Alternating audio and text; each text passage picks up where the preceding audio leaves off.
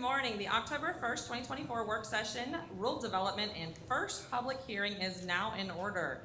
Paul, roll call, please. Ms. Wright? Here. Mr. Trent? Here. Ms. Jenkins? Here. Ms. Campbell? Here. Mr. Susan? Here. Thank you. Will you please stand for the Pledge of Allegiance?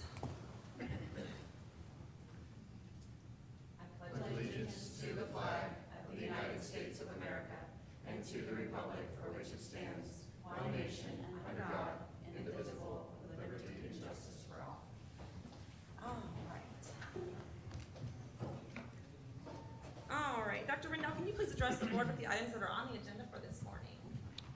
Thank you, Madam Chair. On today's agenda, we have these topics. First, board policy revision recommendations from 23-24 and updates from Neola Volume 25. Legislation updates, rule development, and first public hearing. Then we'll have a presentation on PM1 data, an update for comparison from our 24-25 data with our 23-24 data, and then a capital projects update from the facilities team. Thank you, Dr. Rendell. So well, I will read the policy, and then I'm going to ask if anyone would like to speak to the policy. This is a little funky of a layout. I'm sure you have noticed by now. We have Mr. Gibbs up on the dais there. Thank you so much for being up there to run the clock in case there's someone who speaks or would like to speak on a policy. So I'm going to go through them rather quickly, but this has been a long time coming, board. I think we've been working on this for over a year now, so we're making our way through. All right. So the first policy that we will be speaking about is Board Policy 0131, Legislative Policy Making. Is there anyone present who wishes to address this item? Is there anyone present who wishes to address this item? Seeing none. Going on to Board Policy 0147.1, Travel Expenses. Is there anyone present who wishes to address this item? Is there anyone present who wishes to address this item? Seeing none, we're on to Board Policy 0165, Meetings. Is there anyone present who wishes to address this item? Is there anyone present who wishes to address this item? No. All right. Seeing none, we're on to Board Policy 0169.1, Public Participation at Board Meetings. Is there anyone present who wishes to address this item? Is there anyone present who wishes to address this item? No. All right. Board, just for reference, I sent an email on this specific policy because I had asked for the trespassing policy or procedure to be put into the policy, just to make it transparent for anybody who may have a question for any future, trying to track down whether it's a policy or procedure. So that will be coming forward just for clarification purposes. All right, we are on Board Policy 1242, Professional Development. That's a rescind. Is there anyone present who wishes to address this policy? Is there anyone present who wishes to address this policy? Seeing none. On to Board Policy 2210, Curriculum Development. Is there anyone present who wishes to address this policy? Is there anyone present who wishes to address this policy?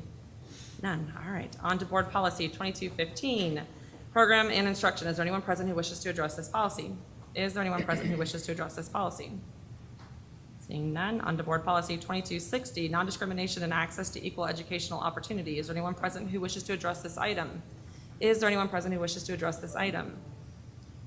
Seeing none, on to Board Policy 2266, Non-Discrimination on the Basis of Sex and Education Programs and Activities. Is there anyone present who wishes to address this item? Is there anyone present who wishes to address this item? On to Board Policy 2271, Articulation and Access to Florida College Systems Institutions. Is there anyone present who wishes to address this item? Is there anyone present who wishes to address this item? All right, on to Board Policy 2340, Field Trips and Other Student Travel. Is there anyone present who wishes to address this item? Is there anyone present who wishes to address this item? We're going to be here for a while, guys. I got a bunch of them to go through, so I apologize since you're going to get tired of hearing this. All right, we're on to the next one. Board Policy 2370, Educational Options. Is there anyone present who wishes to address this item? Is there anyone present who wishes to address this item? Seeing none, we are on to Board Policy 2370.01, Virtual Instruction. Is there anyone present who wishes to address this item? Is there anyone present who wishes to address this item? Seeing none, we're on to Board Policy 2371, the Hope Scholarship. Is anyone present who wishes to address this item? Is there anyone present who wishes to address this item? Seeing none, on to the next, 2415, Tutoring for Credit. Is there anyone present who wishes to address this item? Is there anyone present who wishes to address this item? Seeing none, on to 2421, Career and Technical Education Program. Is there anyone present who wishes to address this item? Is there anyone present who wishes to address this item? Seeing none, on to 2423, School to Work Program. Is there anyone present who wishes to address this item? Is there anyone present who wishes to address this item? Seeing none, on to Policy 2432, Driver Education. Is there anyone present who wishes to address this item? Is there anyone present who wishes to address this item? No. On to Board Policy 2440, Summer School. Is there anyone present who wishes to address this item? Is there anyone present who wishes to address this item? Seeing none, on to Board Policy 2455, Dropout Prevention and Academic Intervention Programs. Is there anyone present who wishes to address this item? Is there anyone present who wishes to address this item? On to Policy 2460, Exceptional Student Education. Is there anyone present who wishes to address this item? Is there anyone present who wishes to address this item? Seeing none, on to 2520, Selection and Adoption of Instructional Materials. Is there anyone present who wishes to address this item? Is there anyone present who wishes to address this item? Seeing none, on to Board Policy 2521, Instructional Materials Program. Is there anyone present who wishes to address this item? Is there anyone present who wishes to address this item? Seeing none, on to Board Policy 2522, Challenges to Adoption or Use of Instructional Library or Reading List Materials. Is there anyone present who wishes to address this item? Is there anyone present who wishes to address this item? Seeing none, on to 2540, Audio Visual Use, which is rescinded. Is there anyone present who wishes to address this item? Is there anyone present who wishes to address this item? Seeing none, on to 2575, Service Learning, which is a readopted new policy. Is there anyone present who wishes to address this item? Is there anyone present who wishes to address this item? Seeing none, on to Policy 2623, Student Assessment. Is there anyone present who wishes to address this item? Is there anyone present who wishes to address this item? Seeing none, on to Board Policy 5114, Foreign Students. Is there anyone present who wishes to address this item? Is there anyone present who wishes to address this item? Seeing none, we're on to 5130, Withdrawal from School. Is there anyone present who wishes to address this item? Is there anyone present who wishes to address this item? Seeing none, we're on to 5330.01, Self-Administered Medication and EpiPen, whichever, what do you say that? EpiPen. Yeah, EpiPen, whatever the EpiPen is used, okay. Is there anyone present who wishes to address this item? Is there anyone present who wishes to address this item? Seeing none, we're on to 5410, Student Progression. Is there anyone present who wishes to address this item? Is there anyone present who wishes to address this item? Seeing none, we're on to 5410.01, Promotion, Acceleration, Placement, and Retention. Is there anyone present who wishes to address this item? Is there anyone present who wishes to address this item? Seeing none, we're on to 5420, Reporting Student Progress. Anyone present who wishes to address this item? Is there anyone present who wishes to address this item? Seeing none, we are on 5460, which is Graduation Requirements. Is there anyone present who wishes to address this item? Is there anyone present who wishes to address this item? Seeing none, we are on 5463, which is Credits from Other Schools. Is there anyone present who wishes to address this item? Is there anyone present who wishes to address this item? All right, we are on 5465, General Education Development, which is your GED test. Is there anyone present who wishes to address this item? Is there anyone present who wishes to address this item? Seeing none, we're on to 5505, Academic Honesty. Is there anyone present who wishes to address this item? Is there anyone present who wishes to address this item? Seeing none, we're on 5516, Student Hazing. Is there anyone present who wishes to address this item? Is there anyone present who wishes to address this item? Nope. On to 5517, Anti-Harassment Compliance Officers Complaint and Investigation Procedures. Is there anyone present who wishes to address this item? Is there anyone present who wishes to address this item? All right, we are on to 5517.01, which is Bullying and Harassment. Is there anyone present who wishes to address this item? Is there anyone present who wishes to address this item? Seeing none, we are on to 5610, Removal, Out-of-School Suspension, Disciplinary Placement, and Expulsion of Students. Is there anyone present who wishes to address this item? Is there anyone present who wishes to address this item? All right, we are on to 5610.01, Emergency Removal of Students. Is there anyone present who wishes to address this item? Is there anyone present who wishes to address this item? We are on to 5611, Due Process Rights. Is there anyone present who wishes to address this item? Is there anyone present who wishes to address this item? All right, we're on to 5730, Equal Access for Non-District Sponsored Student Clubs and Activities. Is there anyone present who wishes to address this item? Is there anyone present who wishes to address this item? No. All right, we are on to 5780, Student Parent Rights. Is there anyone present who wishes to address this item? Is there anyone present who wishes to address this item? No. All right, we're on to 6107, Authorization to accept and distribute electronic records to use electronic signatures and make electronic fund transfers. Is there anyone present who wishes to address this item? Is there anyone present who wishes to address this item? All right, we are on to 6107.01, which is electronic funds transfers. It's rescinded because it's in the policy above. Is there anyone present who wishes to address this item? Is there anyone present who wishes to address this item? No. 6111, internal controls. Is there anyone present who wishes to address this item? Is there anyone present who wishes to address this item? No, all right. We are on to 6112, cash management of grants. Is there anyone present who wishes to address this item? Is there anyone present who wishes to address this item? No. All right, we are on to 6114, cost principles, spending federal funds. Is there anyone present who wishes to address this item? Is there anyone present who wishes to address this item? No. We are on to 6116, time and effort reporting. Is there anyone present who wishes to address this item? Is there anyone present who wishes to address this item? All right, we're on to 6152, student fee, fines, and charges. Is there anyone present who wishes to address this item? Is there anyone present who wishes to address this item? No? All right, 6233, district budgets. Is there anyone present who wishes to address this item? Is there anyone present who wishes to address this item? Seeing none, we are on to 6680, recognitions. Is there anyone present who wishes to address this item? Is there anyone present who wishes to address this item? Seeing none, we are on to policy 7230, gifts, grants, and bequest. Is there anyone present who wishes to address this item? Is there anyone present who wishes to address this item? And seeing none, on to 7320, acquisition, removal, disposal, sale, or exchange of major tangible personal property. Is there anyone present who wishes to address this item? Is there anyone present who wishes to address this item? Seeing none, we are on to 7440, buildings and ground security. Is there anyone present who wishes to address this item? Is there anyone present who wishes to address this item? Seeing none, we are on to 7440.01, video surveillance and electronic monitoring. Is there anyone present who wishes to address this item? Is there anyone present who wishes to address this item? All right, we're on to 7440.03, small unmanned aircraft systems. Is there anyone present who wishes to address this item? Is there anyone present who wishes to address this item? Seeing none, we are on to 7455, accounting systems for fixed assets. Is there anyone present who wishes to address this item? Is there anyone present who wishes to address this item? All right, we are on to 7530, lending of board-owned equipment. Is there anyone present who wishes to address this item? Is there anyone present who wishes to address this item? Seeing none, 7540.08, mobile computing device assignment and use, rescind. Is there anyone present who wishes to address this item? Is there anyone present who wishes to address this item? No. All right, we are on to 7540.09, district, is that supposed to say district IT incident? Oh, IT, sorry. Okay, I'm like, the T should be capitalized, and we always say ET because educational technology, but yeah. All right, district IT, incident response policy. I know, I'm like, is that supposed to say it? I don't think that's supposed to be there. All right, is there anyone present who wishes to address this item? Is there anyone present who wishes to address this item?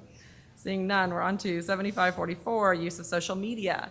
Is there anyone present who wishes to address this item? Is there anyone present who wishes to address this item? Seeing none, we are on to 8405, which is school safety and security threat assessment teams. Is there anyone present who wishes to address this item? Is there anyone present who wishes to address this item? Seeing none, we are on to 8406, which is reports of suspicious activity and potential threats to school facilities, students, and employees. Is there anyone present who wishes to address this item? Is there anyone present who wishes to address this item? Seeing none, we are on to 8407, which is safe school officers. Is there anyone present who wishes to address this item? Is there anyone present who wishes to address this item? We are on to 8420, which is emergency management, emergency preparedness, and emergency response agencies. Is there anyone present who wishes to address this item? Is there anyone present who wishes to address this item? Seeing none, we're on to board policy 8600, which is transportation. Is there anyone present who wishes to address this item? Is there anyone present who wishes to address this item? Seeing none, last one, guys. Board policy 9800, charter schools. Is there anyone present who wishes to address this item? Is there anyone present who wishes to address this item? Okay, all right, which item? Sorry, Miss. I know, that's why I was, go ahead. I'd like to go back to 1600, virtual meeting, number 0165. 0165 meetings? Yes, ma'am.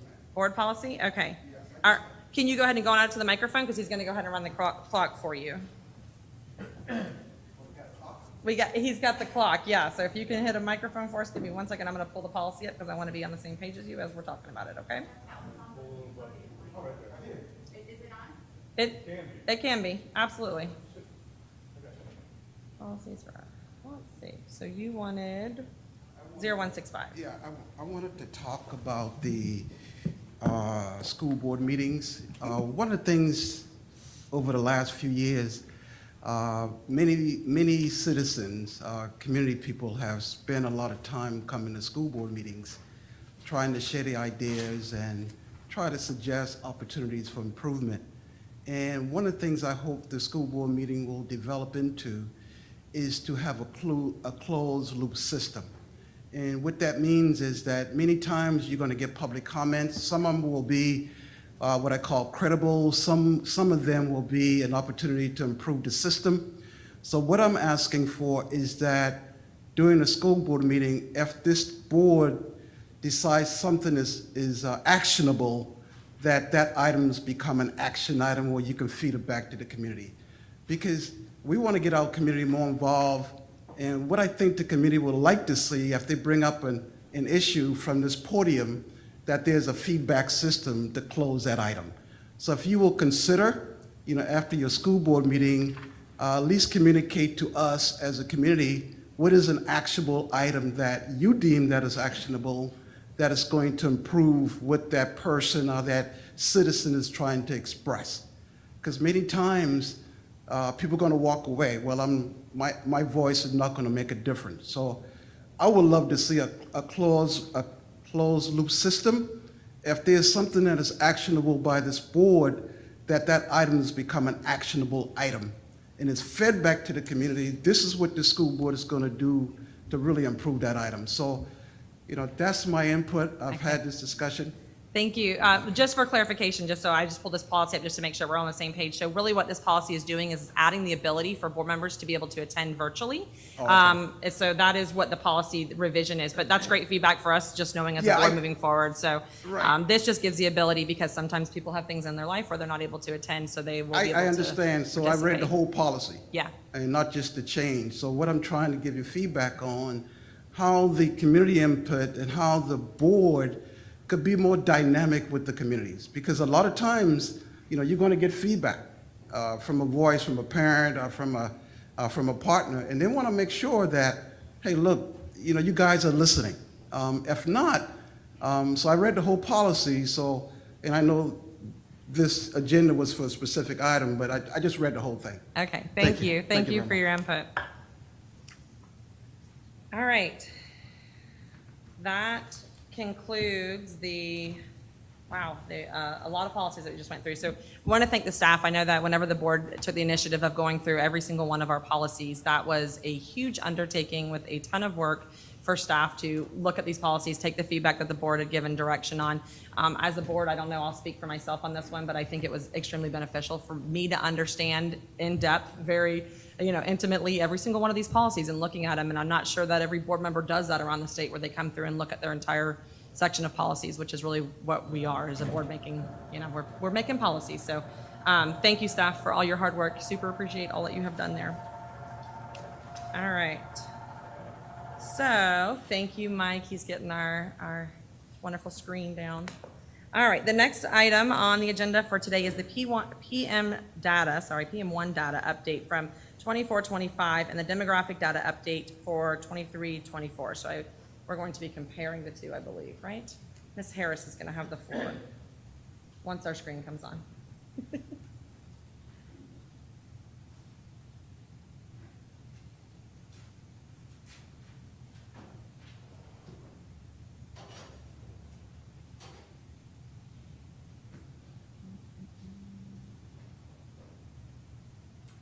Perfect. Just wanted there to be a nice delay. Yeah, it's okay. Gives me a break after saying over and over and over again what I had to repeat. So obviously, I am not Nada Francis. She is unable to be here today. So you are stuck with me to go over two sets of data. So the first that we'll be going over is our demographic data from 2024. That was just recently released, so we want to share that. It always comes out a little delayed. And then the second piece of data is our PM1 data to previous years' PM1 data. Two things before we dive in that I just want all of our community to understand is PM1 data is on benchmarks for that grade level. So it's the benchmarks that will be taught that year. Right. Thinking of it as a pretest of what do you already know with that grade level content. So when we go into our demographic data, I want to go over the subgroups that we discuss and we review. I am excited to share that student services and school leadership and I, in CNI, we have all come together with our principals and we spent multiple days with each principal sharing their plan of action based on their overall data. And something that continued to come up is if we have underperforming subgroups, what is your plan to move that student achievement? So we are just coming off of that, and it addressed many of the subgroups we'll look at today. So we're gonna dive right in, and if you see on the left side, the darker green represents everything from 2023. So those are the state subgroup datas around race that we're looking at. So you see, obviously, an upward trend when you look compared to 23. The thing that we are always working to do is to close that gap.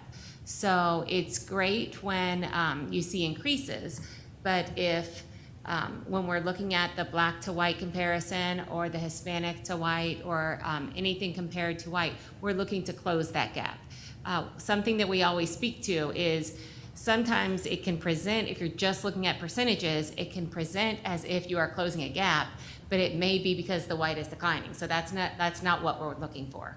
So we're excited to see that we do show growth, and we're looking at with our team on how much growth, because we want that stretch growth of if we're looking to close that gap, we have to be strategic. And if we were to continue on this trajectory, where will we be at the end of 25? This is all grade levels combined, correct? Okay. Correct. 3 through 10. Right, 3 through Yes. 10, okay. Any other questions on this slide? Okay, now we're going to look in the area of math. So again, you see some trajectories, you see some growth, but again, we're looking at, yes, within the subgroup, but also comparing to the whole.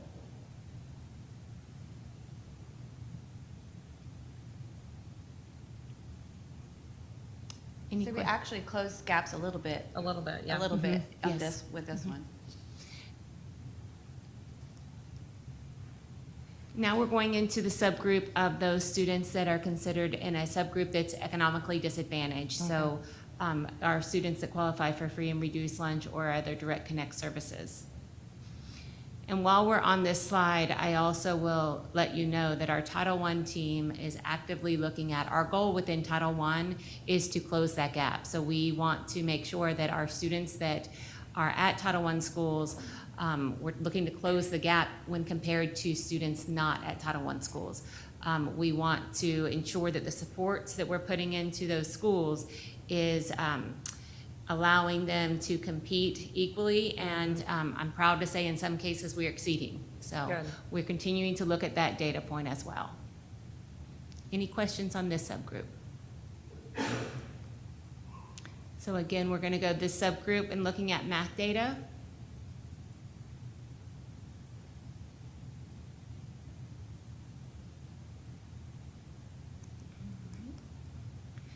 Now we're going to look at students with disabilities.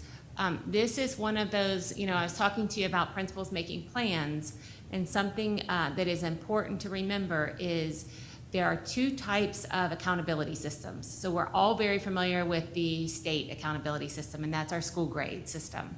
But we also have our federal accountability system, and that looks at subgroup performance.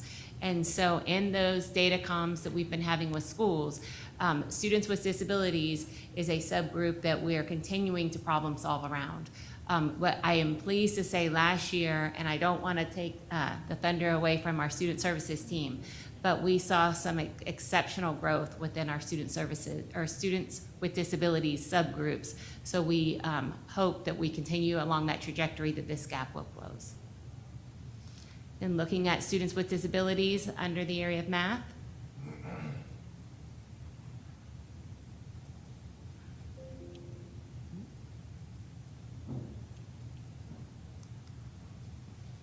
And now we're going to look at students that are identified within our English language learner population. This is again a population that when you're looking at those ESSA subgroups on that federal accountability side, that we have schools really problem solving as Brevard's population of students that fall into this subgroup continues to grow. And one of the things that we continue to problem solve with other districts that are showing some success that have maybe have a larger population of really what are those strategies. Again, knowing that if we can tackle some of these subgroups, it's good for all. These are strategies that are good for all students, but some that have research behind them that are highly effective with students that don't have English as their native language. This particular subgroup, I know is challenging. It was brought to my attention, Dr. Rendell and I were visiting schools last week, is because we have some of our schools in the West Melbourne area particularly, I know they're not isolated, that are having an influx over the last couple of years of students. So this ELL, it's a constantly changing population. One of our schools, 2 schools, had a particular influx of Russian-speaking families, and so that it's not the same population as they had a couple years ago. So it's kind of hard with this one. I commend the work to continue to move around, because if we're putting good practices in, it'll be good for the students who just moved here and for the students who've been here, for a while, or maybe are second generation.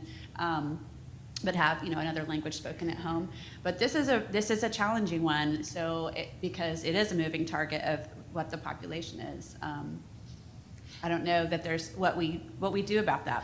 Well, and I think why subgroups can be so challenging, but specifically this one, is we are pushed to go down to the student level when we're looking at data. Because just because I fall into a particular subgroup, it's not the exact set what worked for this child, just like students that are falling outside of students with disabilities or ELL program. But to your point, the challenge with a student that's native language is not English is, are they literate in their native language? And so when you look at some of our school populations, literacy is not strong in the native language, so the strategies needed for that particular student are very different than a child that may come that has literacy in their own language. And honestly, on our next slide, when we go into math, that's where you can see, have they had schooling that language is just the barrier?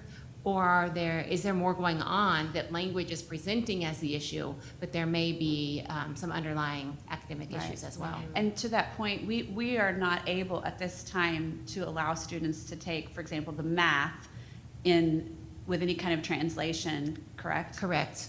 Okay. Correct. And I know we're not going over iReady data here, but we do have some tools within that program that we can gather more data. And so we've worked with student services with Ms. Skinner. We go student by student to say, if we need more information, we can turn on some of these functions so that we can say, is it a language issue? Or perhaps do they have a disability and it's presenting? We don't want to miss supporting a student that it may be more than language, but we don't keep that on all the time because when they sit for that state assessment, it is in English. I just want to add to that too. Yes. When we have students whose native language isn't English and we do suspect that there's a disability, often it takes a lot longer to go through that process of testing, because finding a translator to be available to be able to qualify and test in that language is really difficult. Yes. And a lot of times, many of those assessments don't allow the proper translation because then you're manipulating and skewing the data. And so it makes it really, really difficult for ESC services. And that is a challenge because you don't want to misdiagnose a student either way. You don't want to over-identify, but you don't want to miss something more that could be going on. So now we're to that same subgroup, but looking at the math data.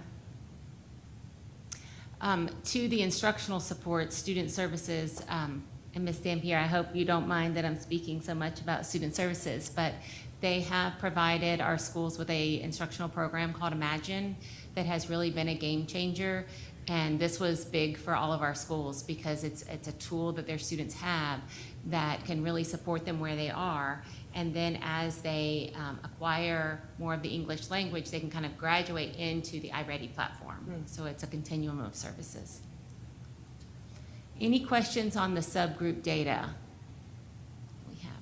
So now we're going to move into our comparative data. So again, this is beginning of the year. So when we look at this, I just want to be clear, we are coming off of a banner year of student achievement on what should be the exact same assessment, FAST. It's our progress monitoring tool. Right. So I've started having conversations in the last few days with some other districts because we have more students that left in the spring on grade level as dictated by FAST data, yet our PM data doesn't represent. We should have students coming in with a greater skill set on that saying, you know, like, yes, it's a new grade level, but one would predict as students are achieving at a higher level that they are they're more prepared. So what I can tell you is other districts are seeing these exact same type of numbers. So when we see this, that's what I'm always reaching out because I want to know, like, is it an S issue? So I can't explain the why of that. People Could it possibly be because having a huge, long summer break is maybe not the most advantageous thing for a child? I'm gonna go ahead and say, you know, shamelessly plug Except right that that's now. been the case every year for about many decades. Also, it's because they changed the scale. They changed the scale score. So that's exactly why. So it's intentionally deflating the scores for this PM. So take a look at the documents that were sent home to you from your child's teacher. You'll notice there's a little bit of a manipulation. So, and we were prepared for that last year, like when that was all happening. We were just, Brevard, as well as most districts, was expecting that their 23 to 24 should show something. We understood with the scales change how that would impact 22 to 23. So we'll just continue to update you on the data. What I can tell you is this is the data we're planning around. So we're not, I always go back to do what you want with the scale scores, do what you want with the cutoffs. We are going to teach students the benchmarks that are required for each grade level. And if we keep doing what we know is solid, good instruction, if the numbers do not go up, then that's a bigger issue than BPS. And Ms. Harris, I just want to say, I know you're aware of the scaled Yes. score. I just meant that for the board members to be aware and for any parents who, because a lot of people were freaking out that, you know, one of their documents was saying their kids were significantly below and they didn't understand, and the red was scary. And so it's difficult to explain to people, but the scale has been manipulated. One other point while we're here is just because we have parent stakeholders tuning in, this is the time of year that parents get super concerned because they have high-performing children that come home with a parent report that shows a level 1 or a 2. And that can be very concerning. Even for some families, a 3 is concerning if they've been straight 5. So we always want to go back and say, and this is more present as I flip to our math slide, you will see, or sorry, this is secondary. When I get to math, you will see that math is even more prevalent. And we explain to parents, they have not learned that content yet. And so, but when you see our math, our ELA for secondary, you don't see as great of deficits. It's a different situation. It's still very interesting because if you think in grades 3 through 10 ELA, we went up in every grade level last year. So just some wonderings. So now I'm going to flip to the math. We'll start with elementary. So this is where, again, I explain to our parents, and we know that for our third graders, this is the data point we're going into. Like, we're looking at this data and we're saying, okay, what skills do they not have? And we're designing instruction around that. So, but we hope that we should continue to see greater growth. And I go back to at PM3, if you didn't like what the outcome was of your school or grade levels PM3 data, yet you're coming in at a lower data point, then we have to gain more points between Right. 1 and 3. Right.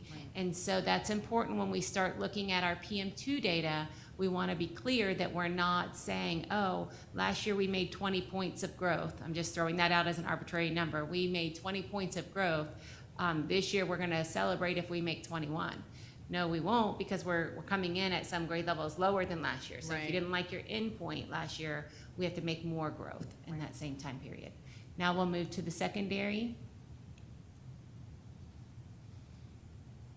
And again, I want to remind you for our grade 8, those are students that are not in algebra.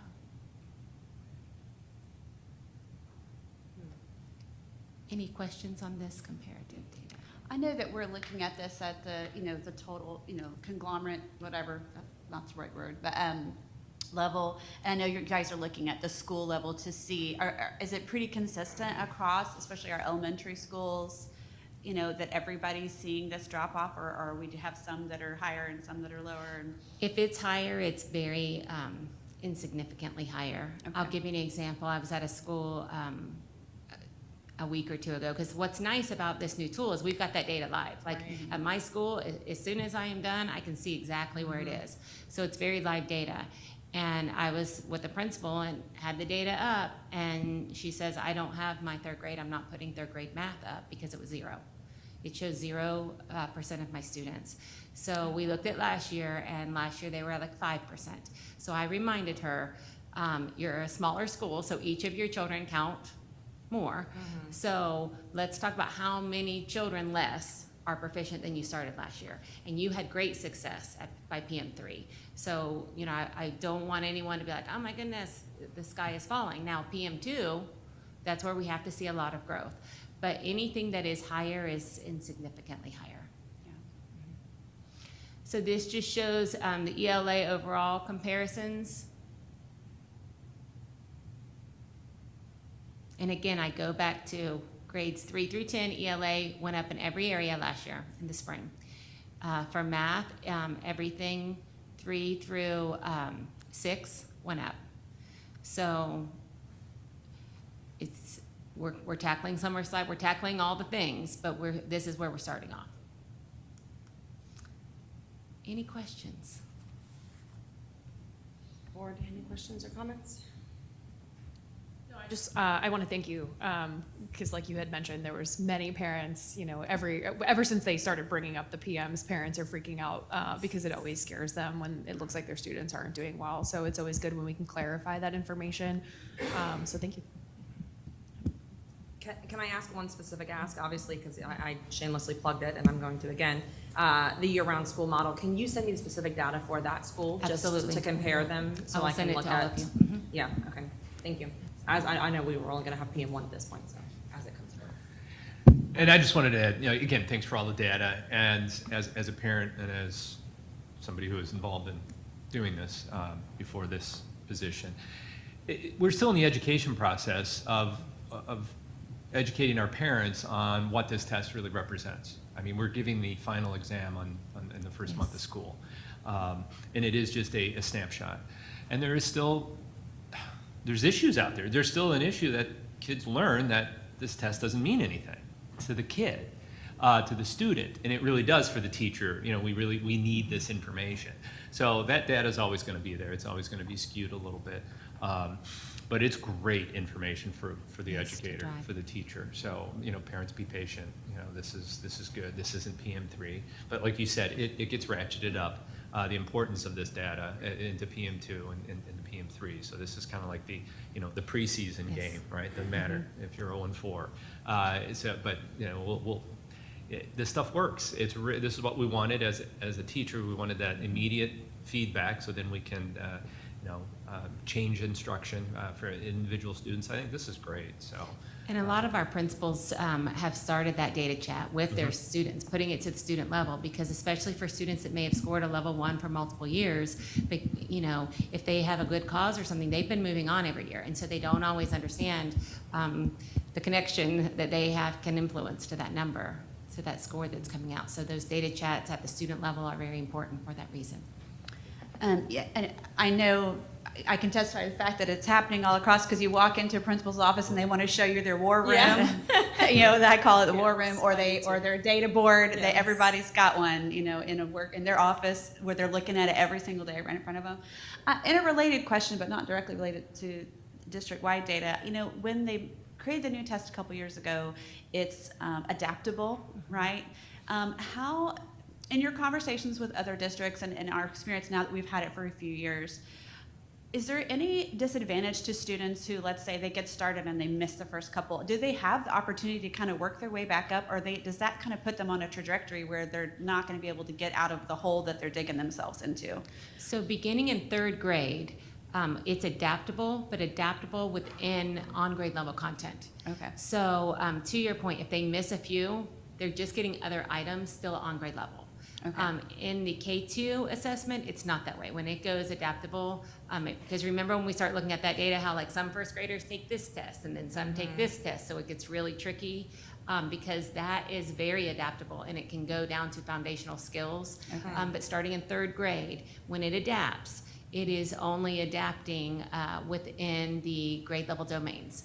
And so where the data may show is if I miss a few questions, that may be all around a strand of benchmarks that I need help in. So it might be text features or something of that nature, whereas I have other strands, and that's where that data becomes very important, but it doesn't ever lower them below grade level. Okay, so when they're, because we don't get to look at the test, you know, a kid comes home with a score and I see it, but so they're all gonna have to answer from the same bank of questions, just in a different order?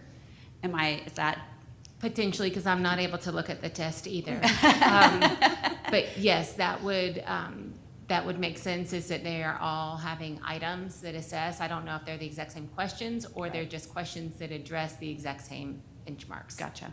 And what is helpful is we do get the achievement level descriptors from the state that will say, here's what a student needs to be able to do to get a 3 and a 4 and a 5, and those are helpful kind of to that point since we can't see the assessment. Okay, good, thank you. Ms. Wright? Yes, go ahead. Just wanted to say thank you.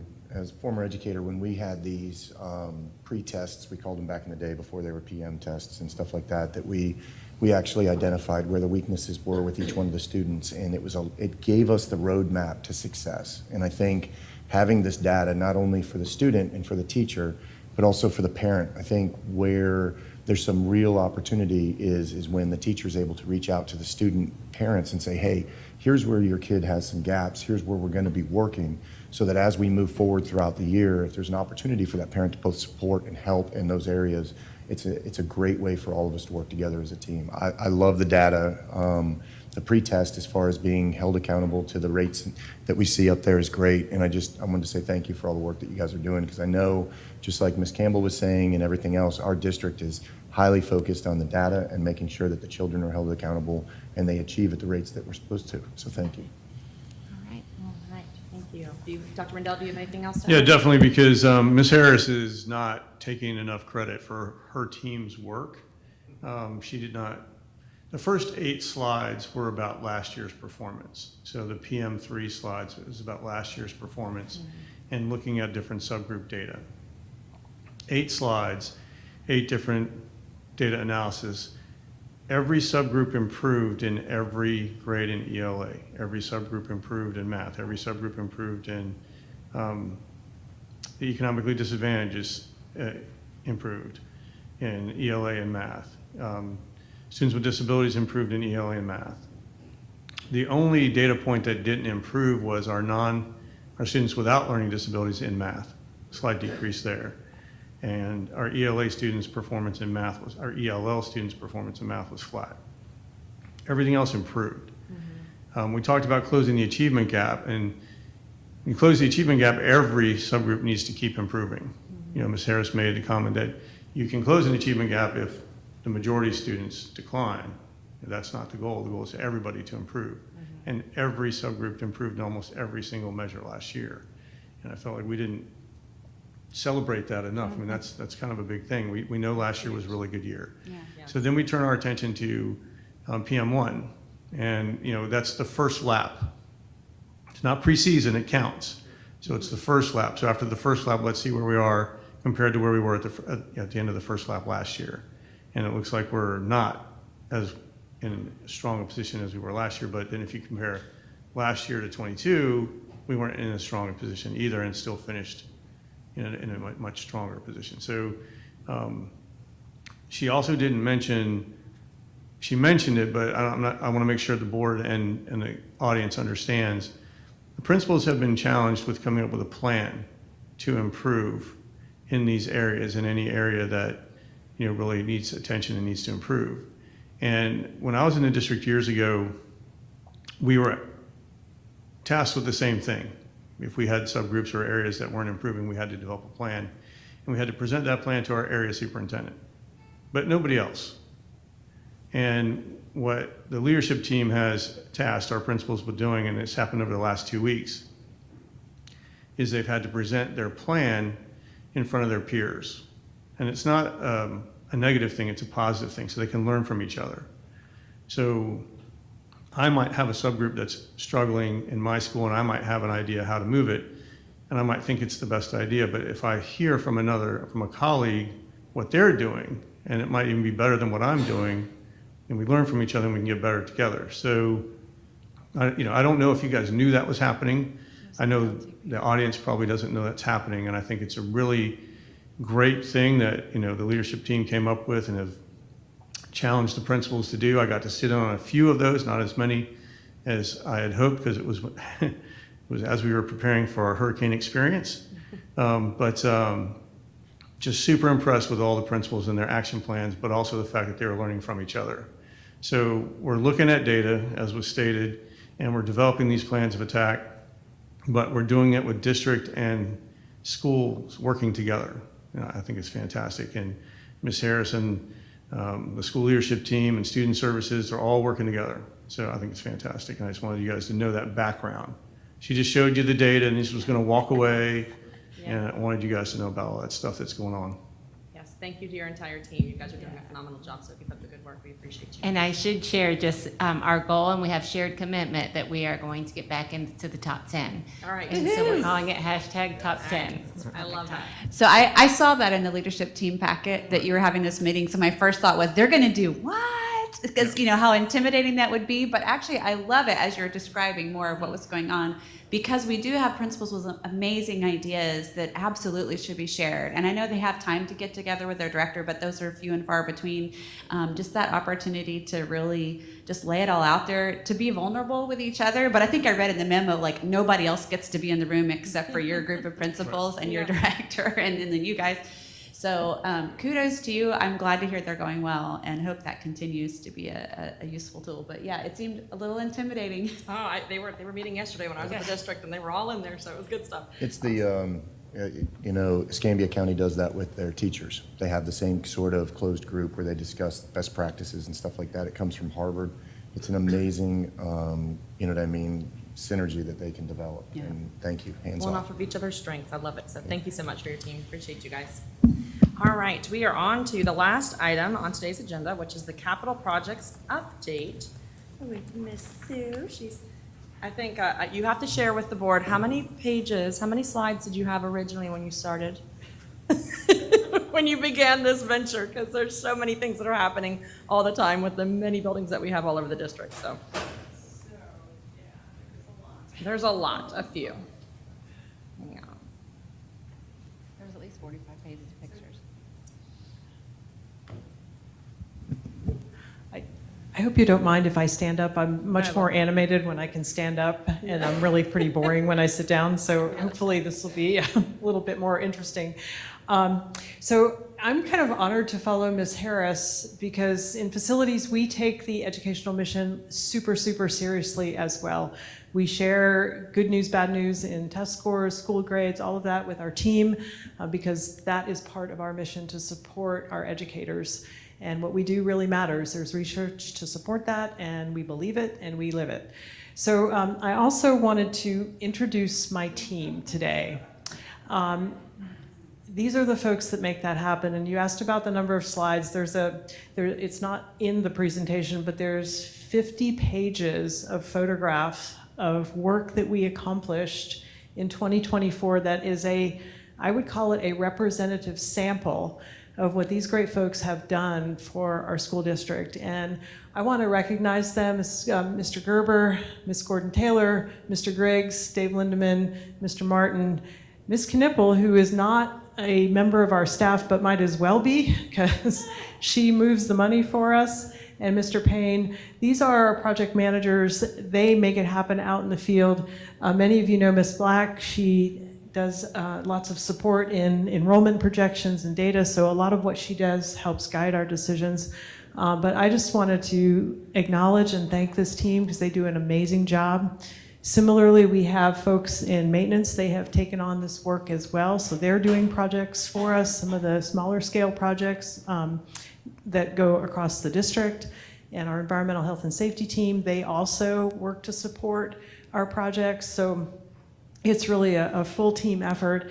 And I do want to acknowledge our friends in finance and our friends in procurement, because we move a lot of money through the system, doing a lot of work, and our folks really need them, and they support us, and they do an amazing job for us. So appreciate all of the folks behind the scenes, both on our team as well as finance and procurement, because it truly takes us all to get it done. Okay, so this is going to be a bit like drinking through the fire hose, because there is a lot of stuff. So you've seen this slide before, but I think it's important to just acknowledge how big we are. We have a lot of responsibility in terms of number of students. So I talk about, like, we serve more students than the population of every Brevard municipality except Palm Bay and Melbourne, and that's important because if you think about how big we are, we're about the size of a moderate-sized city in terms of the functions we provide in facilities. And on any given day, somebody's house has plumbing problems or air conditioning problems, and it's the same thing in facilities. And we have a great team in place to try to address those things, but we are big and we've got a lot of stuff. You've seen some of these slides before. Just to remind everybody, we have a lot of things that we are responsible for, and those numbers are growing. So as we add more schools, as we add more playgrounds, as we add more cameras, as we add more anything, it's more things that we have to renew every year, and more things that we need to be cognizant of the impacts of adding more stuff. Just another slide that shows the things that we have in our asset inventory. And I'm proud to say we actually know what's in our asset inventory, so that's been a big improvement over the years. Since we're talking capital, I also wanted to include some of the other things we spend capital money on. And although this is not my world, transportation has done a great job using our capital resources to refresh our bus fleet. So our bus fleet is in reasonably good condition because we have been investing in our bus fleet. Similarly with facilities, our chillers are in reasonably good condition because we've been investing. So very proud of the work that we're doing, not only in facilities, but across the board with our investments in fleet, as well as our investments in educational technology. That generally is using the same funding sources in terms of surtax and capital to make sure these things are happening. And we're supporting, again, our educational mission. We're getting our kids to school, the air conditioning works, the plumbing works, and they have great devices in their classrooms, and their classrooms are in pretty good shape. So we're really trying to support that educational mission with what we do with our capital investments. And then I just threw this in because Mr. Cheatham, when he sent me this, he said, we have 1.5, and it was PT of storage, or PB of storage. I'm like, what's a PB? So I had to look that up, because when I went to school, PB was the chemical symbol for lead. So I'm like, pretty sure that's not it. So, okay, I looked it up, petabytes of storage. Okay, what's that? So I was too embarrassed to call him, so I looked it up. And this is what it is, and it's kind of in the middle, but it's 1,000 terabytes, which is pretty big. And I just had to, I had to help define this for me. So anyway, that's a lot of storage. And as our district grows, you look at all the students we serve and the technology that we're investing in, it really warrants big systems that can support all of that, coupled with all of the good stuff that we're buying, the chillers, the intercoms, the cameras, all of those things go through Mr. Cheatham's systems. So a lot of that is now more technology focused than it ever has been in the past. So technology's a big deal. So I just want to say we have been making great progress. We're doing pretty well in Brevard County Public Schools. I'm proud of the investments we're making. We've done a lot of different improvements across the board. So as I've mentioned previously, we can do preventative maintenance now. That's a woohoo moment for me. Very, very exciting. There are not many districts, not many public works departments that can say we actively do preventative maintenance. So that's a big accomplishment for the district. We're doing lots of building system improvements. Bus and technology assets are getting younger. We are doing things to save energy, conversion to LED lighting. We've been working through that in the classrooms. This year's capital program starts to do that in our athletic fields, so even more savings, so excited about that. We've built a couple new schools, we have some classroom building additions, and we've done very well making sure that we have good data to support the decisions that we're making. So I'm going to talk a little bit about our capital resources because it's more than just surtax and it's more than just capital. And just going to give you the landscape of the different funding sources and how we make some decisions. So these are kind of the big ones. We have state legislative appropriations, capital, surtax, and educational impact fees. And then we have a handful of other ones that show up from time to time. So just to go through these real quickly, we do work for food and nutrition services. So Chris Payne typically does, 2 to 3 major cafeteria kitchen renovations every summer. And those are funded through food and nutrition services. We have a type of money called capital outlay and debt service that is restricted by our relationship with the state to HVAC projects, and that's about $2.6 million annually. So we typically are buying chillers and air handling units and things like that, doing major renovations. Can you tell us what the cost of one chiller is, just for everyone to know They approximately? vary by size, but probably in the $400,000 to $700,000 range. Thank you. Kind of, yeah. We have an annual state security grant, and that is based on the FSAT. And typically, we've been using that to support our intercom projects. So we're doing communications upgrades in basically every school except our newer ones. And we're probably about 2/3 of the way through that initiative. We had a federal legislative appropriation for drinking water fountain, or we are expecting one for drinking water fountain upgrades. And then we also monitor grants for other opportunities where it makes sense to apply. Our state legislative appropriations have typically been in the realm of adult education and CTE. And you see on the screen, there's a number of projects that we've been doing. We just celebrated our Cocoa Beach Aquatics Lab. We're going to be doing a groundbreaking ceremony for our Edgewood Robotics Lab coming up. We did firefighter training. Just really good stuff comes out of our relationship with our legislative delegation and those resources. Educational impact fees.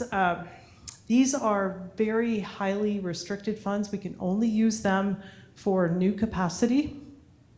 And that would include things like classroom building additions, new schools, and we can use it to pay debt service for new capacity, but there's very strict rules around that, and our finance department keeps track of that very carefully.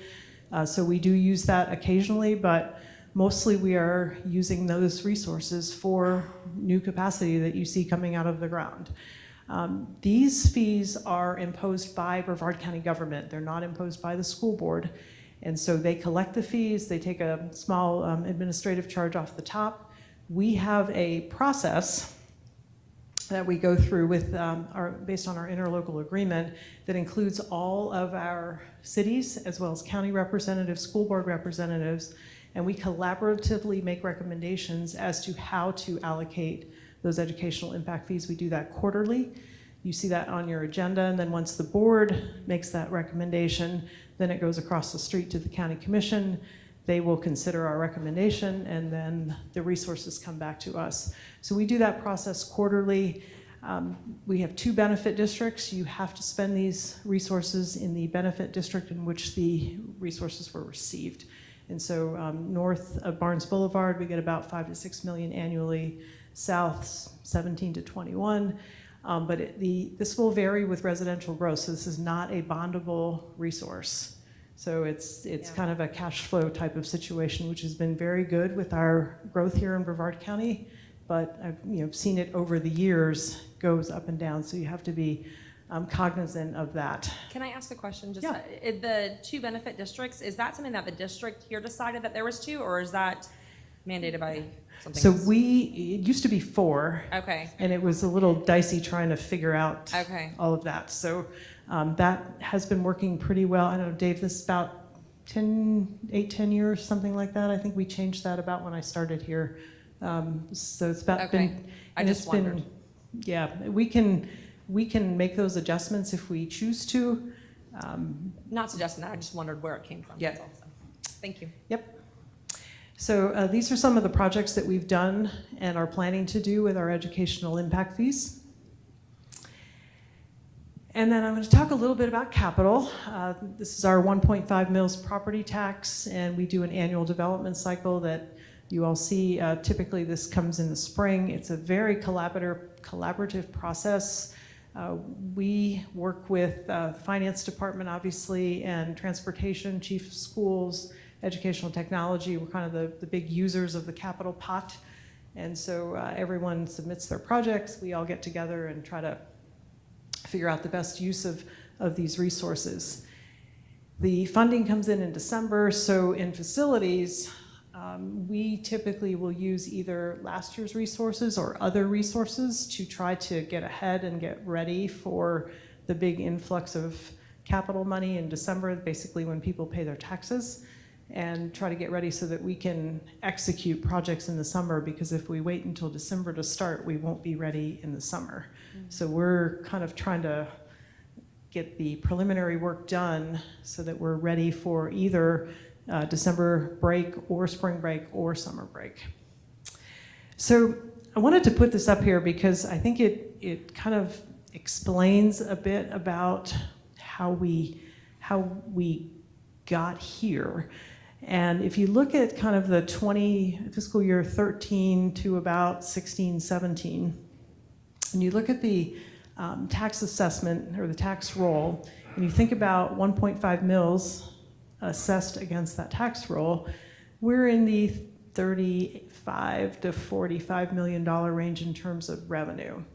So back in those years, our debt service level is about $38 million. So what we had left was about $3 to $4 million. So when I got here in, when did I start? It was like January of 2015. Mr. Theodore had about $3 to $4 million to spend on capital projects, which was almost nothing. So it was a, oh my gosh, it's broke, let's fix it approach, versus a, hey, we have a few $1 million, how do we best spend it? It was a very different environment. And that is what led us to talking about the sales surtax and trying to get some additional capital resources so we could do good things and good investments in our school. But literally when I got here, if your playground broke, it was too bad, good luck, do some fundraising. Like, that is not how we operate today, but this explains kind of where we were back then and why we had such draconian policies. Similarly with our air conditioning, you may remember that we had a much higher set point, and air, things were breaking, and it was very challenging. And so the surtax has really been a game changer for us and has done some really amazing things. But also the change in property tax values over time has given us some flexibility to do some better investments and has made a huge difference. So this is where we are in FY25, and you can see about $109 million expected capital revenue. Out of that, the annual maintenance transfer had been $10.3 million in fiscal year 24. The board, after working on this, had agreed to invest some additional money in maintenance. That has been a big deal for us. So we are not out of money in maintenance this year, where we may have been last year. So that's worked great. You see our debt service and our property insurance come off the top. And then the charter school share, which is growing every year. It's a glide path, I think, as the legislature described it. So it gets a little bigger every year, but basically there's about $52 million left for projects. And this shows you how we are investing our capital. And part of the operations and maintenance, $4.7 million, part of that is the additional resources that's going off the top to our maintenance department. You see about $7 million for transportation services, about $11 million for educational technology. You see a reserve for the ERP project under finance, and then the other big pot is facility services. So that's about $25 million for facilities, and then this shows you where that $25 million is being invested.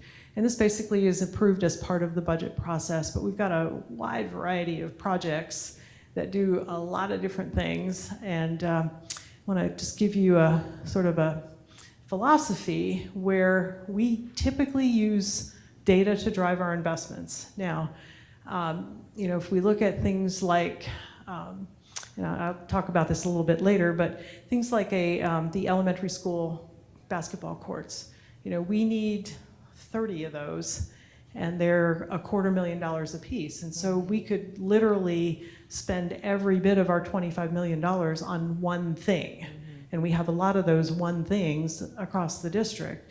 So the philosophy is, okay, let's see how big the elephant is, and let's try to allocate our resources across a variety of needs that we have, because every school's different, they need different things.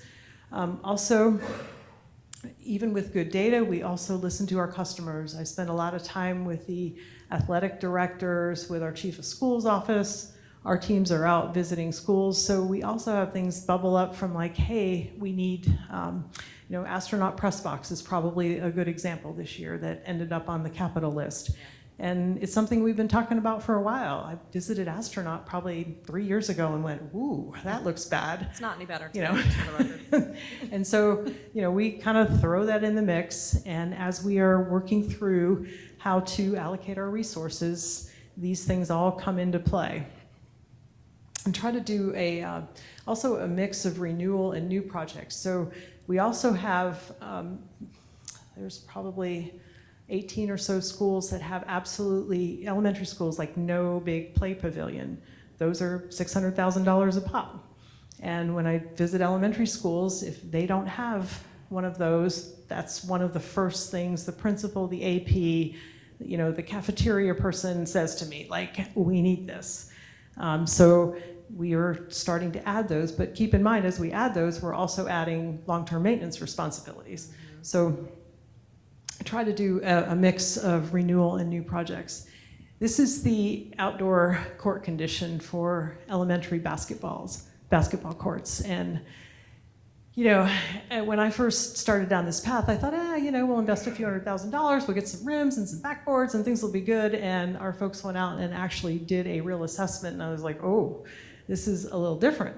So you'll see in your capital plan that there was quite a bit of money set aside for this, but we're probably only going to do 2 to 4 of these with the resources. And so it's going to take a while to get through. And the others that are not on the list are deteriorating as we're doing the ones that are on the list. So this size list is going to be this size list probably for the next several years. So this is kind of a summary of the annual investments that we try to just put in the plan every year. The school-initiated Project Match program has been super popular with our schools, and it seems to be the right size. We've been spending just about that much every year, and generally speaking, we've been able to work something out with our schools so that most everyone who applies ends up with some resources. So that's been a really, really good program. We also have a small projects implementation team in Dave's shop that works for Mr. Griggs. And back in history, we used to charge our schools for that. So if you wanted to move a little wall from here to there, you got to go do some fundraising and we'll send you the bill. So this allocation in the capital plan allows us to do those smaller projects for schools, and we just go do them.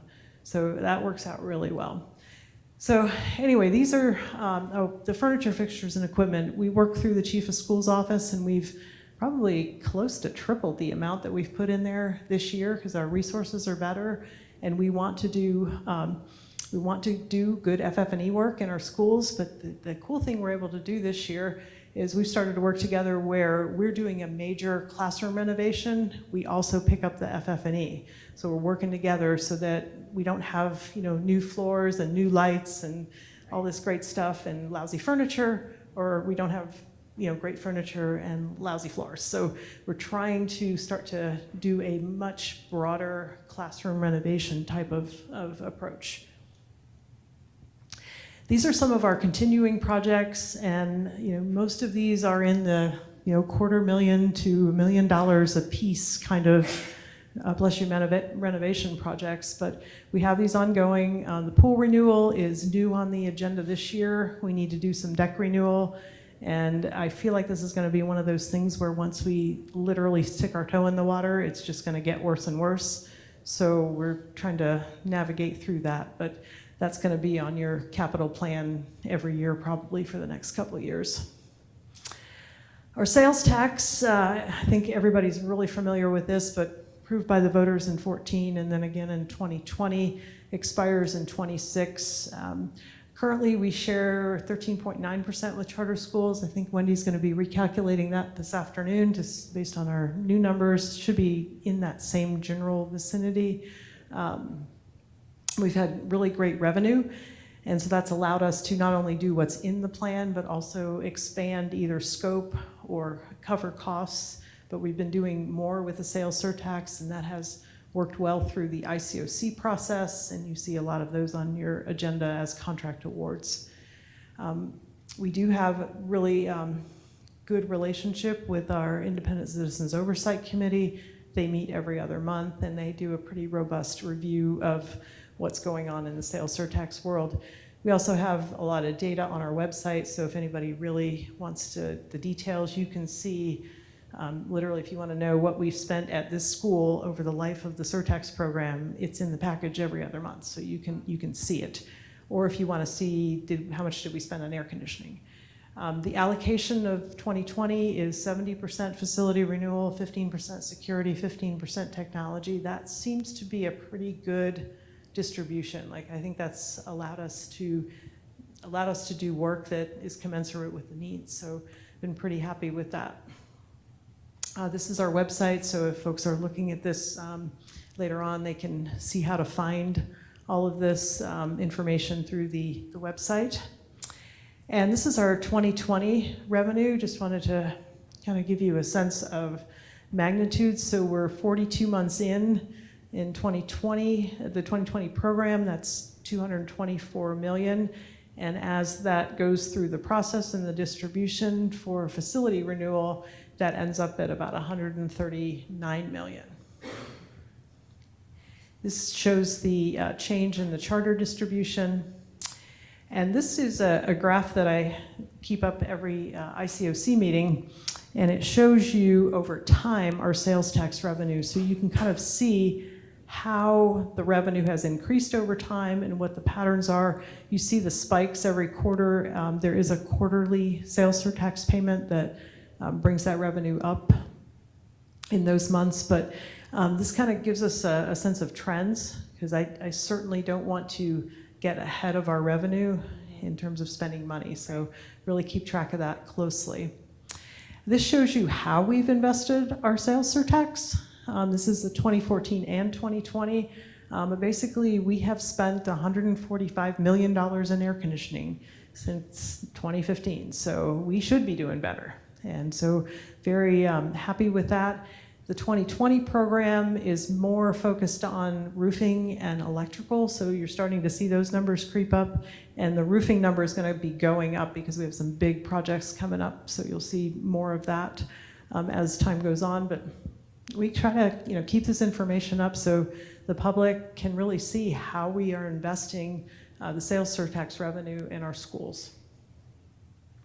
Okay, so tying all this together, I have to say that it is challenging to do literally anything at every school all at the same time, and that's been particularly challenging for us in the security realm. So I want to give you a few examples of opportunities to invest, just to kind of give you a sense of why we can't do it all at the same time. It takes a lot of money to literally do anything, and if we do anything across every school, the last bullet is, if we did a $10,000 project at every school, you're approaching $1 million. So just little thing, 85 times, takes time and a lot of resources. We are trying to do things like upgrading classrooms, and if we do a whole school, it's been about $1.2 million, $1.3 million to do an entire school of cabinetry, flooring, lighting, the whole 9 yards. So, it's important work. We have good resources. Our community has given us great resources, and they're being invested. But as we move forward and start thinking about, okay, what are we doing in the next 10 years, these things are going to have to come into play, because it's going to cost us, 30 to 70 million to do a new school building, depending on what's in it. But it's a big amount of money. So also, I mentioned earlier, but gotta just thinking about, as we add stuff, we're adding stuff that we have to maintain. And I kind of use the security fencing as an example. Back in 2014, 15, it's like, okay, let's make sure we fence in all the schools. When I stopped counting, it was about 7.5 miles. So we're probably, in the 10-mile range of fence. That's 10 miles of fence that, we probably should start thinking about when we're going to be replacing that. So you're starting to see fencing in the capital plan. It's because we put fence in 10 years ago, and it's time to redo the fence. So really are thinking about that. And then also some of these things generate long-term licensing costs. They generate power costs. They generate staff support costs. So as we're adding more widgets, and that's probably more true in the technology realm, where we have gone to one-to-one, we have more computers, we've got to maintain those computers, and we need humans to do that.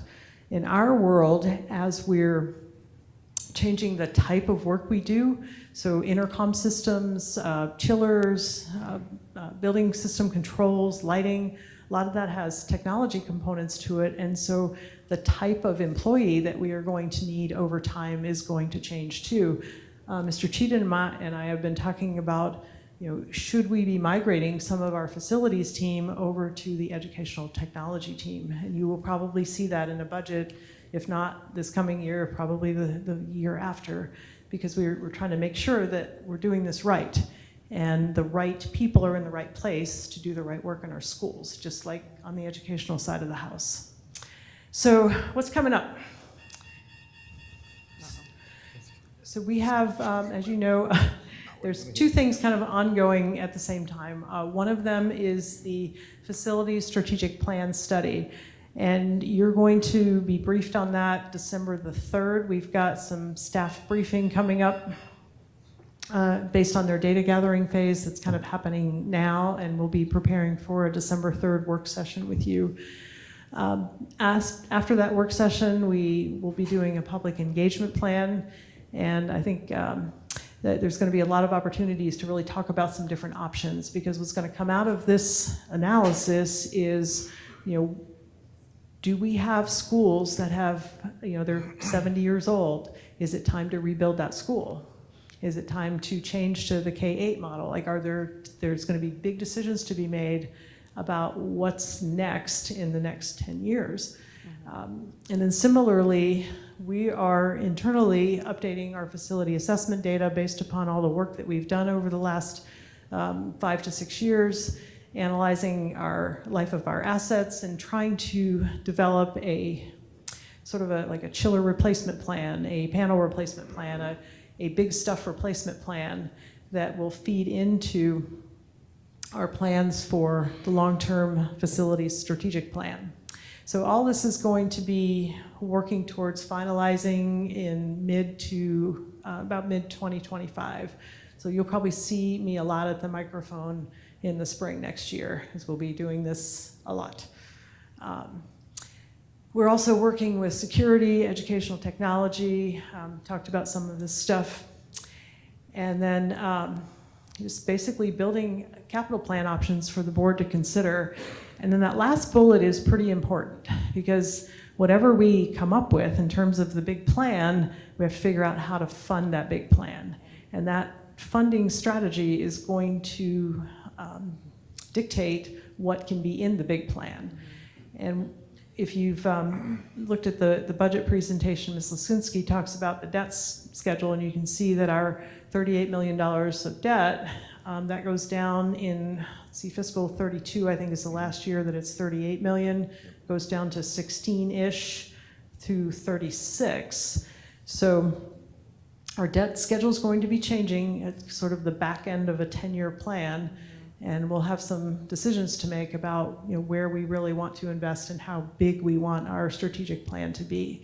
So that's going to be important as we work through mid-2025, our strategic facilities plan.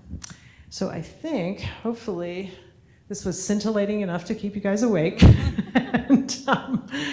And if you have some questions, I'll be happy to answer them. Thank you. Thank you, Sue. Board, do you have any questions or comments, or have you had the opportunity to look at the 49 pages of slides that show the capital improvement projects that have been done? That they're very impressive. I encourage the community to go on and click on those links and look at those photos.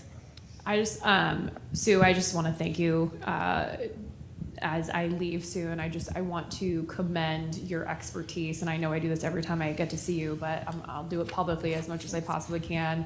I am so grateful that you made the decision to come to Brevard Public Schools, and I'm so grateful that you don't seem like you have any intention of leaving, because I never question anything that you present to us. You are phenomenal. It blows my mind. I picture you having 10,000 file folders inside of your brain. And the more I get to know you, and the fact that you on your free time like to do puzzles makes no sense to me. You should watch garbage TV and turn your brain off. But I'm so grateful for you. And I'm also really grateful that when the community comes to you with concerns or ideas and suggestions, you don't even remotely give them a sense that you're too burdened to listen to their concerns and to maybe change your plan and manipulate it to accommodate that community and that school. So thank you. Thank you for all that you do. Thank you very much. Go ahead. Wonderful data as always, and I'm going to ask Dr. Rendell if we can. This is just such good information. It's a summary of things that the board already knew a lot of information, but if we can like put something out, hey, for a good update, just cut this part of the meeting, and if for the people who like the information, put it out there because it's such good overall review of where we've been, what we're doing now, where we're going. So great information. I'd love for us to like get a little snippet of this for the people who'd like to, with the cute PowerPoints and everything, because that makes it more fun. So thank you for the average age. It's always a good data point, how old our buildings are. I love that the bus ages are going down. I love that our computer age is going down. One interesting point for me is when we do our every meeting on our, we get the report of items that we're getting rid of. And I see there's always a whole bunch of laptops that are 14 years old, which doesn't sound that old for it, except that it's a laptop. And a 14-year-old laptop is really old. Anything technology that's old is probably too old. So the portable age is the one that concerns me. And especially knowing that we have some schools, particularly in the South End, that are growing by leaps and bounds. And we don't have portables good enough to move. And so we really are going to, and we can't build a new school instantly. So where are we on that? Like, how easy are they to get? How expensive are they running? I mean, where are we in our ability to get those purchased and placed where they're needed, at least for the next few years? So a few years ago, back kind of in the COVID era, we decided to get a contract for new portables and leased portables because we thought we might have to spread out. Right. So we do have a contract in place. It's expensive, and we're going to try to weigh the, drag an old one temporarily, get a new one, put a classroom addition time versus growth of students kind of thing. So yeah, that's something that is weighing on my mind as well. That's a decision that's going to be coming up in South Brevard probably early spring. Yeah, because the more that when we do a school tour, those are often the buildings we don't go in, but every now and then we do go in, and it's always amazing to look around and see what a teacher can do with a portable. But some of them are, and you've sent us pictures of ones that were, is it DCRs? That's right, Yes. Terminology, that we're DCRing, and Yeah. I just want you to be clear, like we're really not wasting Right. money. right. We're not getting rid of a building that we really should hold on to. You wouldn't put your crazy cat ladies, cats in there.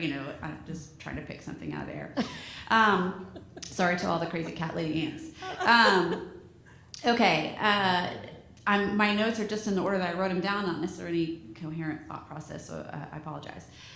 When this decision-making process, when it comes to, let's just say, the elementary basketball courts, for example, you guys are going out, and I so appreciate you doing a thorough review and that facilities assessment.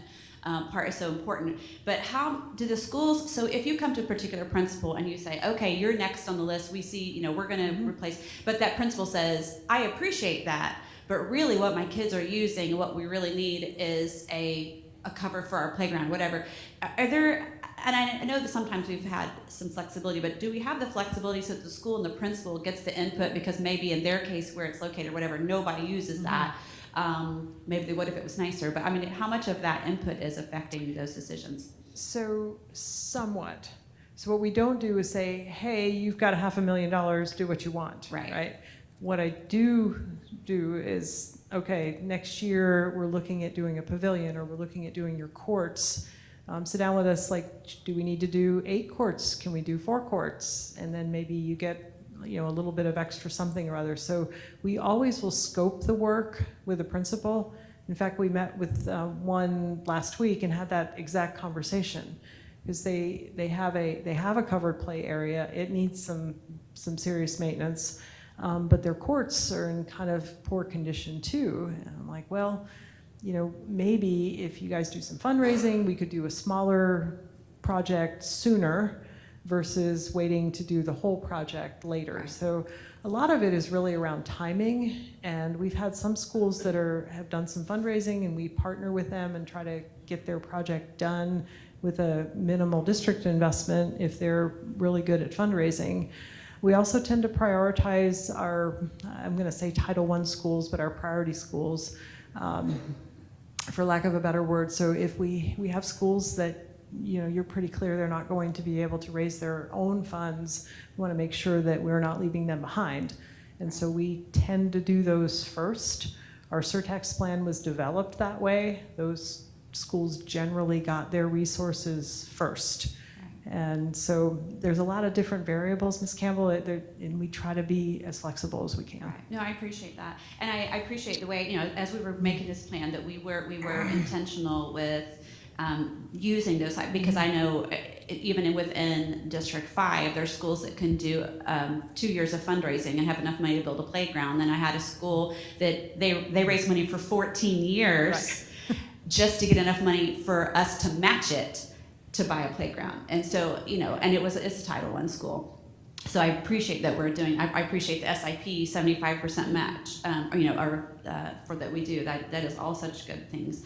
And I definitely appreciate the data-driven approach, because it keeps out that a couple of elements that can be just received in a negative light. One, that it's just the squeaky wheels, that the squeaky wheels are the only ones who are getting anything done, because we're actually going out and seeing every facility, and definitely the principals get to have their input, but it's not just the ones who yell the loudest and the parents who yell the loudest who get the work done. So I appreciate that. But it also keeps out favoritism, like say from the board. If we're doing a facilities assessment, we're doing data-driven approach, it's not on, if a board member has a favorite school, we're coming to you and say, hey, you need to get this done. No, we've got a plan. And so that kind of keeps that we get accused of. I'm not saying it happens, but it, you know, get accused of every now and then, so I appreciate that. One of the things we have been asked by members of the community, what are we doing for our low-income schools? And I hope that this was received, because I know, and when those questions are asked, I'm like, I know we're doing all this kind of stuff, but it's not all visible because our community is not able to come in and see these amazing floors and good furniture and bathrooms, which seems like such a small thing, but when a kid walks into a bathroom, it doesn't have the graffiti all over the walls and the doors are falling off, they're walking into a brand new, it's just like any of us. Mm-hmm. If we walk into Walmart and they upgraded the floors, it's like, oh, I got a new fancy Walmart. You know, it just makes you feel better about where you're working, where you're learning. And I apologize, board, for taking so long. I'm getting somewhere, I promise. That data point of $30 to $70 million for building new school, honestly, the $70 million seems a little low, especially if we're looking at building a high school, because what I'm hearing from my other district friends is it's like $100 million, maybe building a bigger school than what we've been looking to build, because we don't have any schools that are bigger than like 2,200 kids. But that seems like a little bit of a low price. It probably is. Okay. Yeah, the triple digits on that bullet point seemed like a bit much, so just, yeah. But it, you know, it gives you a sense of this is a big question. Right. So where I'm kind of leading all that to is as we start looking at 2026, when our current sales tax renewal expires, and we know we're going to have these $37 million-ish debt payments all the way up to 2032. One, I hope that the community will see how it's being used, that's being used responsibly and with great effect, and that we are going to continue to have needs, but especially as we have the growth. You know, we don't have to have this conversation today, but I'm just going to go ahead and put this out there to start having the conversation, or to have the ideas going in people's head. I think it would be good for us to include, because I hate the idea of us going into further debt. I love the idea that our debt is going to continue to drop off, but honestly, as you're talking about our debt payments being restructured and the schedule's changing, what I'm seeing is, oh my gosh, we're going to have to be building 3 schools in the next 10 years at least, if not more, and at a price tag of 30 to 70, plus possibly $100 million a piece. There goes our debt payments up again. And so I love the way we were able to build this new middle school with the line of credit that hopefully we haven't had to dip into hardly at all, and we'll have that paid off with impact fees. But impact fees aren't going to keep up with our need to build new schools, especially with these big projects. So I'm just going to put it out there. I think that we might want to consider in the next sales surtax, including partial funding for some of the building of our new schools, because you're looking at, those are big ticket items. I know I don't want our district to go into any more debt than they absolutely have to. We want to get our facilities paid for, but I want to put that out there that maybe not paying for a whole school, because it's hard for the whole county, to be honest. It's hard for the whole county to get on board with taxing themselves to build a school in a city that's 50 miles away from them, and I get that. But if we can put some of it, we can ask our community, look, we're growing, we're going to need to build new schools. The choice is use some of this, this tax renewal towards building a new school, or strap the school district with hundreds of millions of dollars of debt again. I know for me, I know which answer is clear. So I just want to put that out there, that maybe we start thinking about having part of the sales tax renewal be towards the building of new schools, which would have to be put out to the voters. Thank you. Thank you, Ms. Campbell. All right, Mr. Shibby? Yeah, I concur with your sentiments, Ms. Campbell. The growth that is coming will outpace our revenue to effectively deal with the problem. When I taught at Space Coast, we had 30-plus portables that the 7th and 8th grade, that was where they all took all their classes inside of there. And it's not ideal. Our teachers were pressed to the limits to deliver, because even hanging things on the wall in a portable is very difficult, right? All the way to instruction and restroom breaks and everything else. But it is a solution that we need to have, but we need to work towards the other side. I think the other consideration is not only just the new school consideration, but Ms. Suhan brought it up, K through 8. There's significant statistics going back 25 years that K through 8s outperform the elementary middle model. And it should be something that we look at for our growth and for our distribution of students. There are many cases where we can reduce, size of schools by moving into a K through 8 model and utilizations in different ways. So I think that was the most exciting thing that I think Sue and I have been talking about for the past year, is this new innovation of what we're going to do with our schools. Are we going to be rebuilding schools? Are we going to be retrofitting schools? So what I would say is that verbiage should say new schools and refurbishing and redirection of schools. You see what I mean? Because there's an opportunity to take existing schools and turn them into something a little bit different with some of that capital. But there's no doubt we are the only county in the state of Florida that is supposed to outpace any kind of a recession, according to the Florida Chamber, because of the space program that we have. So it's going to be an incredible run for the next 10 years, and I agree with you 1,000%. I did want to agree with you also about the accessibility, Sue. You are amazing. Like, I give you a phone call and I get like a text back, hey, I'll call you back in a minute, and you do. You know what I mean? And that's consistent with everybody that we deal with in the cabinet. But I just deal with you a whole lot more, so I appreciate you a whole lot more. You've done such a phenomenal job as far as identifying all of the things that we have, and your team. I know every time I say anything positive, and I know the mic was getting closer to your mouth because you were about to say, it's not me, it's my team. So, and that's what a good leader does.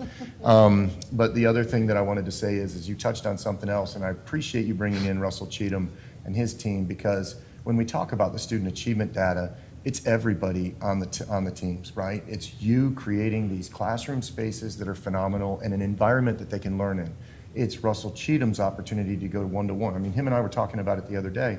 There's actual statistics that show that when the The one-to-one and the computer usage is at a certain amount in the right direction at each one of those schools, their achievement level goes up. And the idea that we all have hands on deck is very rarely spoken about, and I appreciate you bringing that up inside the model. I appreciate your work towards that. And I did want to talk, because I know that's a big deal for me, that basketball for those kids, right? If anybody has ever a question as to the impact that basketball courts will give to a school, just go ahead and look at Basketball County in the water. Prince George County, 40, 50 years ago, decided to invest, Prince George County, Maryland, decided to invest in basketball of all things. And what they did was they created a community environment where students were able to come in, be part of a group, and succeed. And they have the #1 basketball players, the amount of NBA stars and everything in the country. And at one point for many years, their all-star team played the all-star team from the country and beat them. And so the impact that some of those sports programs will have is not only for, sports, but also for community, also for fundraising. You can hold 3-on-3 basketball fundraisers on top of those courts. And when I talked to the kids at Sable the other day, I told them, I said, hey, there's an opportunity, because they were real excited about soccer. Like, they were off the charts. I had a kid pull cleats out of his bag and put them on. He thought they were going that day. But the other thing is that they were so excited about possibly doing basketball in a couple of years. And they were counting. The one kid says, oh, is that before I graduate? Like, he was that excited that possibly in a couple of years he might be able to play. So just all in all, thank you. And I agree with you, Ms. Campbell. We need to be able to push this out, because I think a lot of families would like to see what we do on a regular basis. So thank you, Sue. Appreciate you. Well, I believe we may be approaching our word limit on responses to presentations, so I'll keep it down.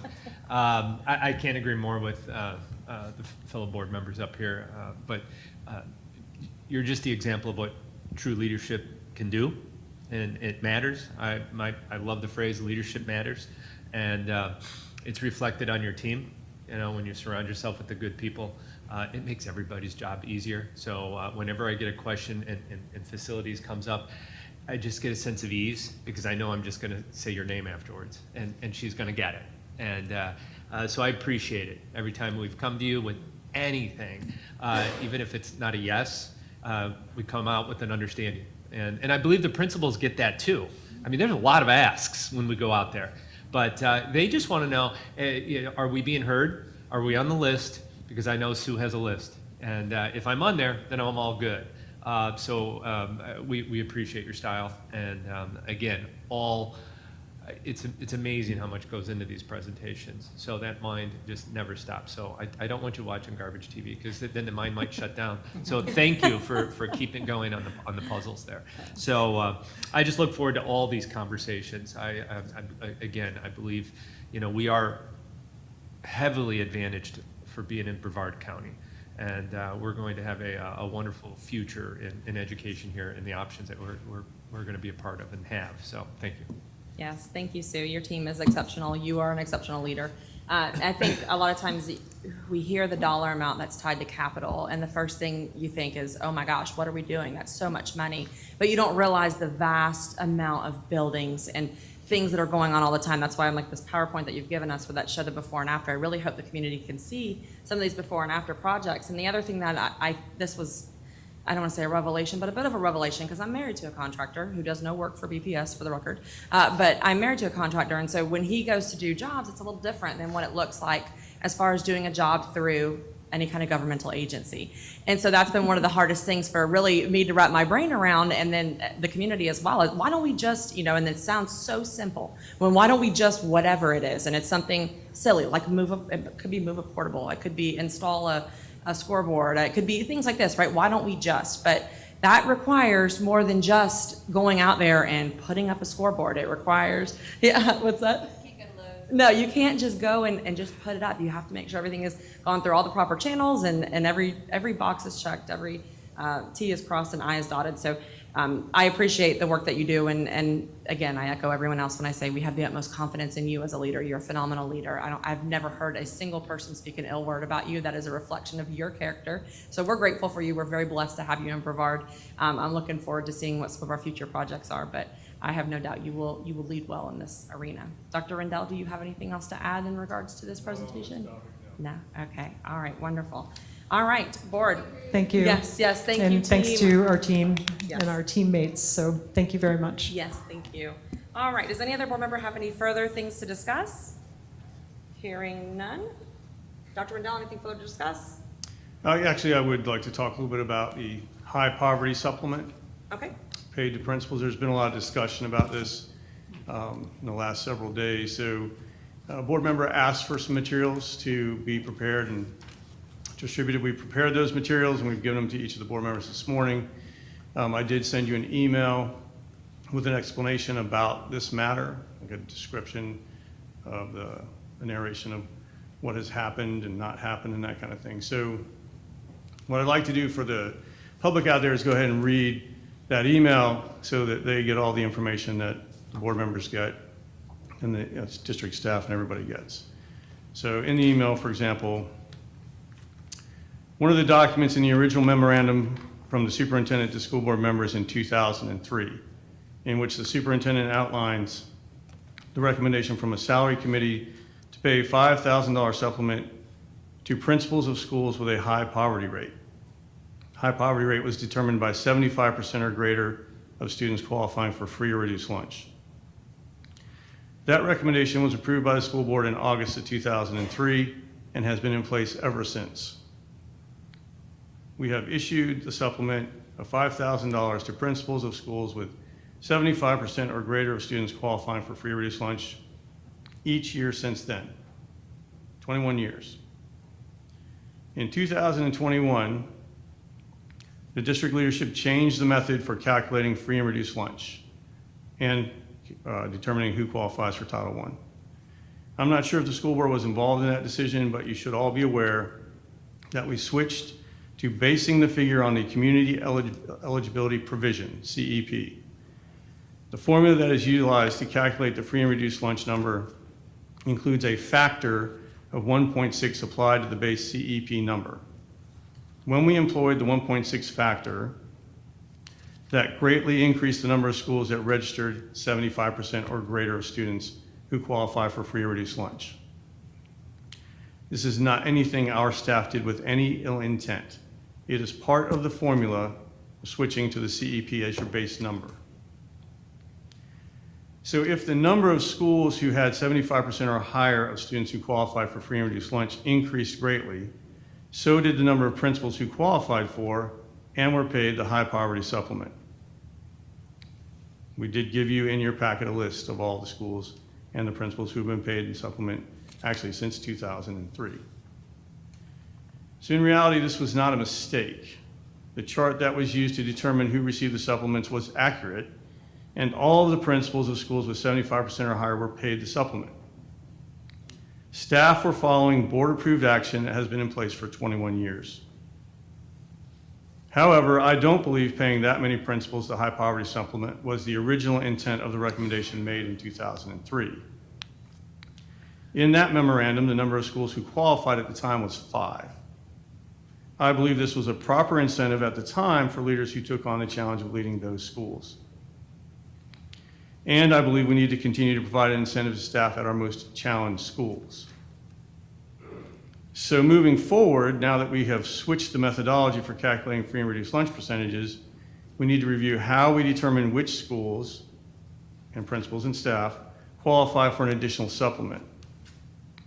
This is going to require some work with staff, the bargaining units, and of course you all, the school board. So I will schedule a work session in the very near future to discuss this matter. But I want to clear up some misconceptions, misperceptions out there. Everybody that was involved was doing their job, following the rules that were in place. When we switched to the CEP provision in 2021, we should have seen the side effect or the impact of that, and we didn't.